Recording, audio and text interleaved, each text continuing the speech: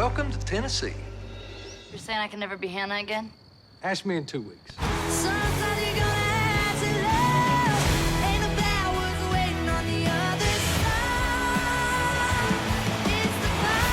Montana. There's the star right there. You know, if you're looking for a family film, you've got kids, you couldn't do better than that. It's great fun. That's what Thank you. It's the truth. How lovely to have you here. How great to meet you. And I know that my daughter's very excited that I met you. I know a lot of people up and down the country with kids filled you on the show. Thank you for coming here. Thank you so much. Good luck with the movie. You won't hit it. Good luck with everything else. Have fun with Helen. Yeah. Tell her I say hello. That sounds like an order. Give her a hug. Give her a hug for me. You'll see her in just a I second. really like Helen, actually. Yeah, you don't want to go, do you? No, I really don't. I get the feeling. Not say see my movie! See my movie! That's the way to do it. Win them over with anger. Please say hello to your dad for me, will you? I will. Okay, yeah, it's Miley Cyrus. Thank you so much. Great fun. Thank you. Miley Cyrus.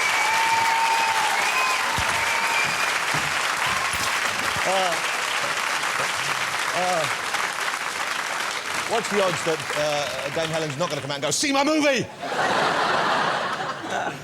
See my movie. She's the queen. It's contagious. God help us.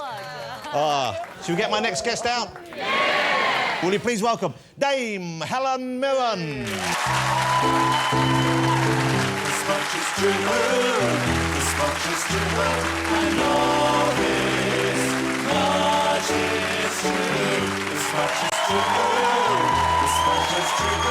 I know this much is true. Thank you, Jonathan. How lovely.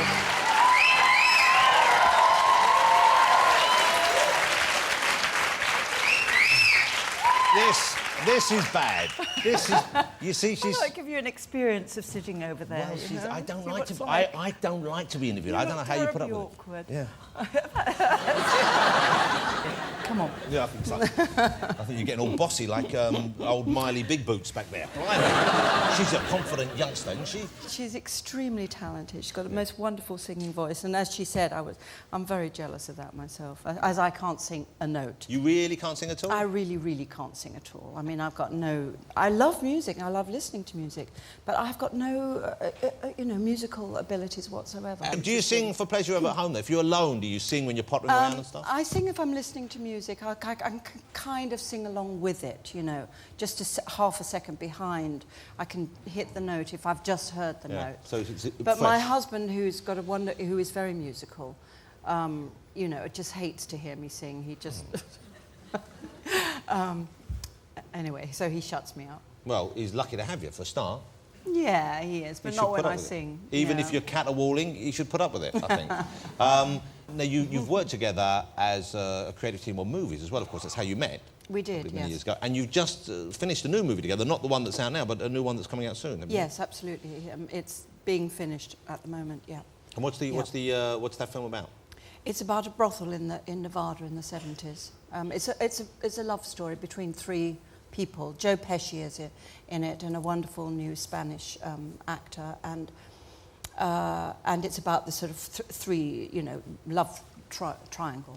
And this is one of those the legal brothels that are outside of one of Nevada the and places. legal brothels, based on the Mustang Ranch, the original Mustang Ranch. And we went there. I went there to do, research, because you have to do that, don't you? So Taylor said, we're going to the brothel for the night. And I said, read my lips, Taylor. He said, we'll go there about 5 o'clock, and we're going to stay until about 4 o'clock in the morning. And I said, I'm not going to spend 10 hours in a brothel. Read my lips. I'm just not going to do it, Taylor. He said, you are. You'll see it. It'll be fine. I felt incredibly awkward and embarrassed about it, and, sort of peering at people. I don't have any moral thing about legal brothels. Actually, I think it's quite a good idea. But I just didn't want them to feel that I was kind of, pruriently watching like them. a voyeur? Like a voyeur or something, exactly. So I took a book with me to read. I thought I'd find a little quiet spot and read a book, I find that helps in brothels. But, they were so nice. They were so incredibly welcoming, everyone in the place, the girls, the madam, the owner of the brothel. They were just, honestly, genuinely lovely and professional about what they were doing.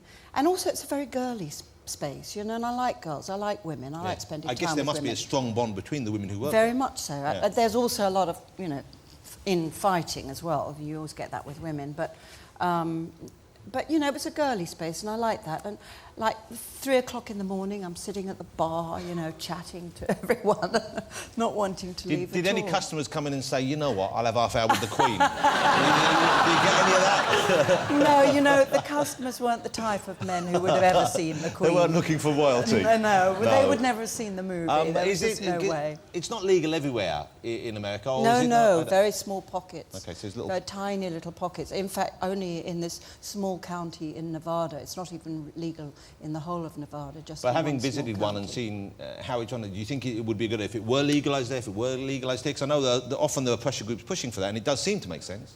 It does make sense to me, I have to say, because I think when it's illegal, it's the girls get so abused. I mean, I think the worst thing that's happening in our society, one of the worst things, is this human trafficking.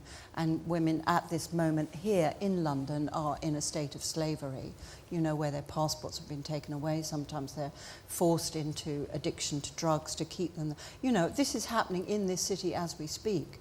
And I think that is absolutely horrific and appalling, and I don't think it's pursued sufficiently. But in legal brothels, you know, the women, they are independent contractors. They're not beholden to anyone. They're not enslaved in any kind of way. They get proper medical care, and you know, they're much more, they're much safer in that environment.